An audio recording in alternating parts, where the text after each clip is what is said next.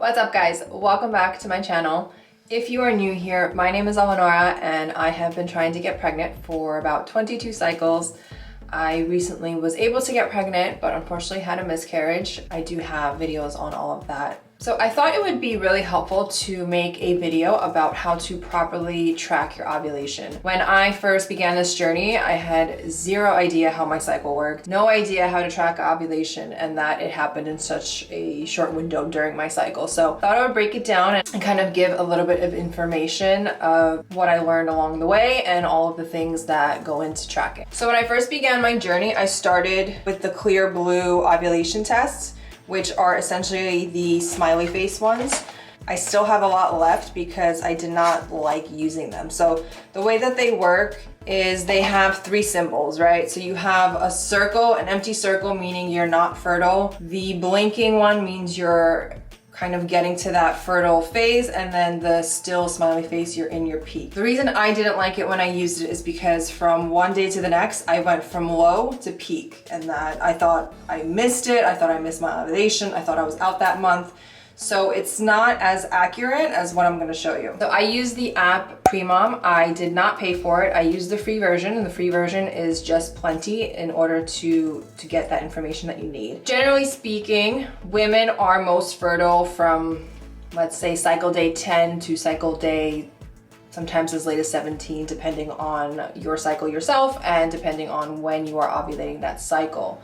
Now, I personally ovulate a little bit earlier, so I do start to track around cycle day 10 if I decide that I'm tracking that month. I'm kind of on and off. At this point, I already know my body. I know the physical signs of ovulation, so sometimes I just still track just to have some data, just to make sure that everything is still lining up to what I'm feeling and everything's still making sense.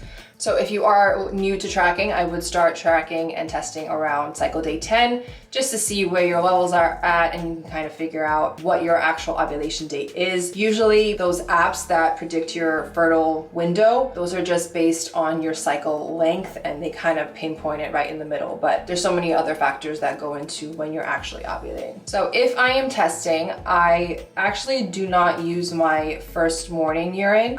Usually it's best to do a little bit late morning or early evening. Now, the way to do it is, I have a cup here, I'm not gonna show it on camera, but I use the Easy at Home. So this is connected to Premom, so you are able to scan your tests and kind of have a list and have a reference point and comparison on the app. So this is what the strip looks like. It's empty. I don't know if you can focus that in, but it's empty, and then you just want to dip it in up until the dark line, the max line, and you want to keep it in until the whole thing is covered. So I'll show you what that looks like in a moment. So you saw that it was completely white, and while you're holding it, you'll see that there's the control line that's going to pop up. Now, I am not in my cycle anywhere near my ovulation, so I'm not expecting the second line to be dark, but there should be something there. There's always something there, even though it's most likely really light. Okay, so it just finished loading, so to speak. Now you can see there's not much on there, but you can see that it's pink. So the control line is slowly starting to appear. The whole thing is pink. Sometimes these tests say that you can wait 5 minutes. I like to be consistent with how long I'm waiting on every single one.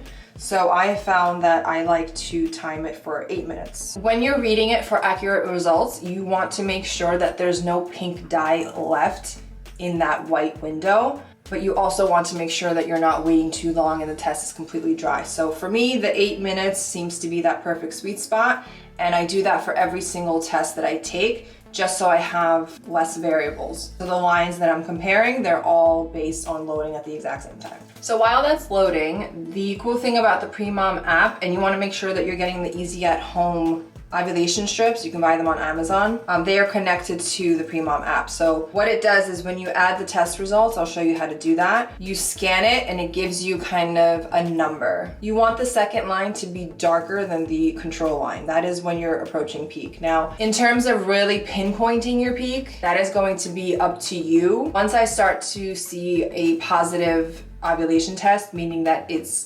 darker, it's getting as dark as the control line, I do tend to test maybe every 2 to 3 hours, just so I can really get and understand where my peak is.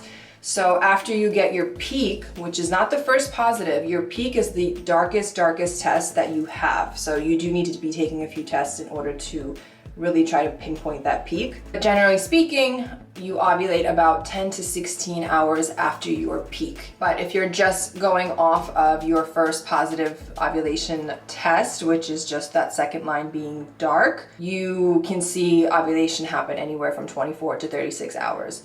Now, I keep saying that this depends on the woman because it really does. Some women ovulate earlier, some ovulate later, even when they're testing. So you want to make sure that you're keeping an eye on that over a few months so that you can really pinpoint exactly when that's happening for you. Like I mentioned, I already know my body well. I already feel ovulation. I already feel different things like my body temperature rising. Cervical mucus is a big indicator of ovulation, but eventually you will learn exactly when that's happening for you. Now, there are other factors when it comes to pinpointing ovulation. So if you do have PCOS, you might have multiple LH rises throughout your cycle. If that is the case for you, you should be checking your temperature every day to pinpoint ovulation as well, because LH can kind of rise and fall. It can fluctuate. You want to make sure that you are taking your temperature every single day, because that is what essentially is going to show you that you have ovulated. Actually, let me go ahead and show you, while we still have a few minutes left for the test to load,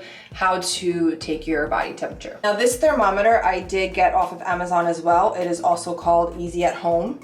And you want a thermometer that has 2 decimal points. So it's not really your regular thermometer if when you have a fever or anything like that. This is much more precise, and you need that precision to be able to determine when you're ovulating. So with this thermometer, you need to be taking your temperature every single morning, starting on your cycle day 1 at the exact same time. So it is really important that you do not get up, even if you have to go to the bathroom or anything like that. You need to be laying, I think, for at least 3 hours and take your body temperature right away. Like, put it under your tongue right away before you start moving, because you need those small little increment changes. You need to be aware of those in order to get an accurate reading. Now, if you start to get up, or if you start fussing around before you take your temperature, your body temperature can change and you're not getting that exact data that you need.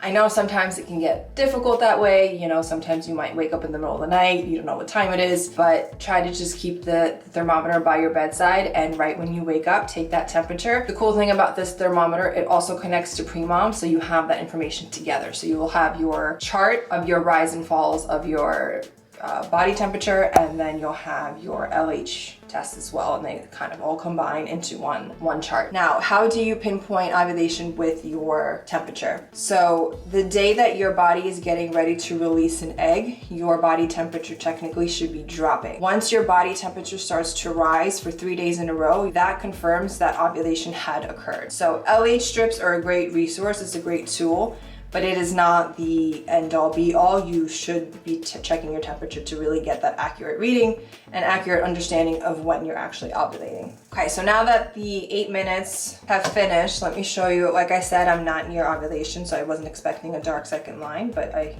hope you can see something there.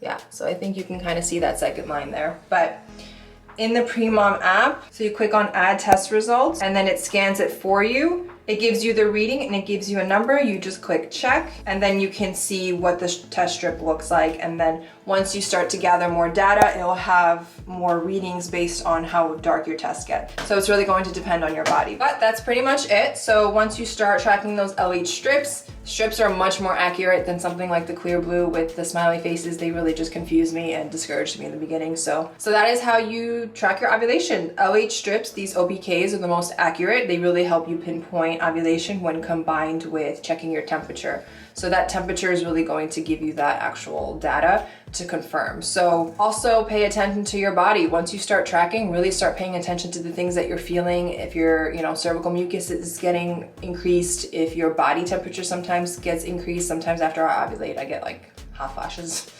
There's a lot of different signs that you can look into as well, and it's kind of cool to have that data aspect of it, but then also get more in tune with your body, which I think is really important. Now, when it comes to timing sex and ovulation and making sure that everything is timed properly, it has been 22 cycles and I only got pregnant once. So it's going to happen when it's going to happen. There's so many factors that go into pregnancy, of course, but don't get discouraged. I think at one point I stopped tracking altogether because it was getting frustrating that I was able to pinpoint my ovulation to a T and I still wasn't getting pregnant.